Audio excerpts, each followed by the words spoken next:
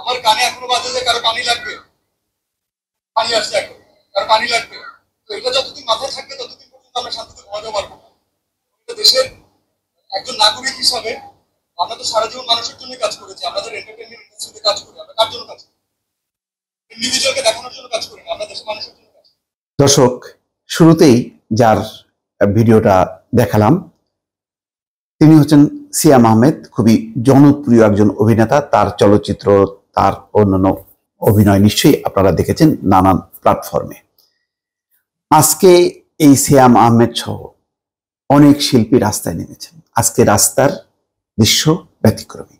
ঢাকার রাজপথে ফার্মগেট এলাকায় তুমুল বৃষ্টির মধ্যে এই শিল্পীরা এসেছেন, প্রতিবাদ করেছেন। যারা কখনো এই ধরনের রাজপথের এই মানে প্রতিবাদে অংশ নেননি বা কখনো দেখা যায়নি, এবং বলা হচ্ছিল শিল্পীরা কোথায়, শিল্পীরা কোথায়। আজকে সেই শিল্পীরা কিন্তু প্রতিবাদ করেছে। এখানে কোনো আওয়ামী লীগ বিএনপি দলের না, তারা ছাত্রদের সাথে সংহতি জ্ঞাপন করলো। যেই শত শত ছাত্র বা শিক্ষার্থী নিহত হয়েছে, আহত হয়েছে, গ্রেপ্তার হয়েছে, তাদের উপর যে অমানবিক দমন পীড়ন, তার প্রতিবাদে শিল্পীরাও নেমেছে। এবং তাদের একটা দায়িত্ববোধ থেকে, সামাজিক দায়িত্ববোধ থেকে, যেটা সিয়াম আহমেদ কিন্তু পরিষ্কার করে বললেন যে আমরা যে অভিনয় করি, আমাদের যে শিল্প, এটা কাদের জন্য? মানুষের জন্য। সুতরাং মানুষের পাশে যদি আমরা না দাঁড়াই, তাহলে আমাদের এই অভিনয়, এই শিল্পের এই কাজ, তাহলে লাভ কি?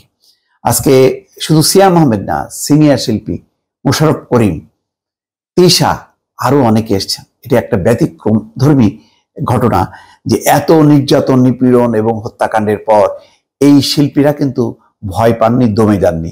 তারা আজকে রাস্তায় নেমেছে এবং সেই দৃশ্য বা সেই খবরগুলো নিশ্চয়ই আপনারা টেলিভিশনে দেখেছেন। খবরে বলা হচ্ছে আন্দোলনরত শিক্ষার্থীদের 9 দফা দাবির সাথে সংহতি প্রকাশ করে আজ বৃহস্পতিবার ঢাকার মানিক মিয়া এভিনিউ এলাকায় জাতীয় সংসদ ভবনের সামনে সকাল 11টায় সমবেত হন চলচ্চিত্র, আলোকচিত্র, থিয়েটার, গণমাধ্যম সহ দৃশ্য মাধ্যমের নানা শাখার কর্মীরা। বৃষ্টি উপেক্ষা করেই হাতে ব্যানার ফেস্টুনে জড়ো হন শিল্পীরা।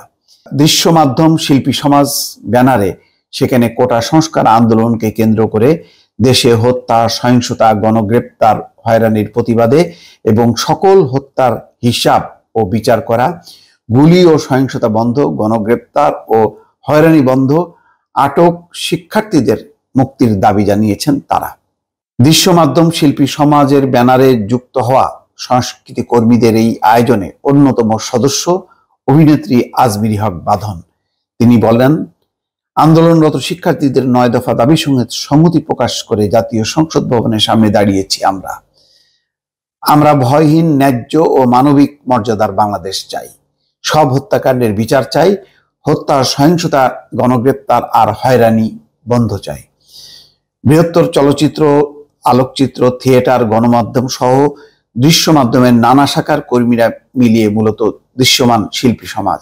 এতে উপস্থিত ছিলেন অমিতাভ রেজা চৌধুরী, অভিনেতা মোশাররফ করিম, অভিনেত্রী আজমিরি হক বাঁধন, অভিনেতা সিয়াম আহমেদ, সৈয়দ আহমেদ শাওকি, ইরেশ জাকের, তানিম নূর, নুসরাত ইমরোজ তিশা, সাবিলা নূর, তাসনিয়া ফারিন সহ আরো অনেকে। তারা সকলে সংহতি প্রকাশ করেন। এ সময় বক্তারা সব হত্যার হিসাব ও বিচার করা সহ নির্বিচারে গুলি ও সহিংসতা বন্ধের দাবি জানান। তারা বলেছেন, গণগ্রেপ্তার ও হয়রানি বন্ধ সহ আটক শিক্ষার্থীদের মুক্তিরও দাবি করতে আমরা এখানে জড়ো হয়েছি। অবিলম্বে হত্যাকাণ্ডের বিচার ও হত্যা, সহিংসতা, গণগ্রেপ্তার, হয়রানি বন্ধ করতে হবে। দর্শক, বুঝতেই পারছেন বাংলাদেশের ইতিহাসে এইভাবে দমন পীড়নের বিরুদ্ধে শিল্পীদের এই প্রতিবাদ একেবারেই ব্যতিক্রমী।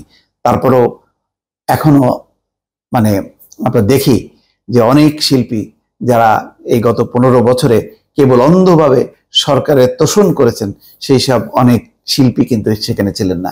কিন্তু এই শিল্পীরা কিন্তু আওয়ামী লীগ, বিএনপি কোনো দলে, কোনো গোত্র গোষ্ঠীতে যাননি। তারা আজকে শিক্ষার্থীদের পক্ষে নেমেছে, যেমন নেমেছে আমজনতা। দর্শক, ভালো থাকবেন। আল্লাহ হাফেজ।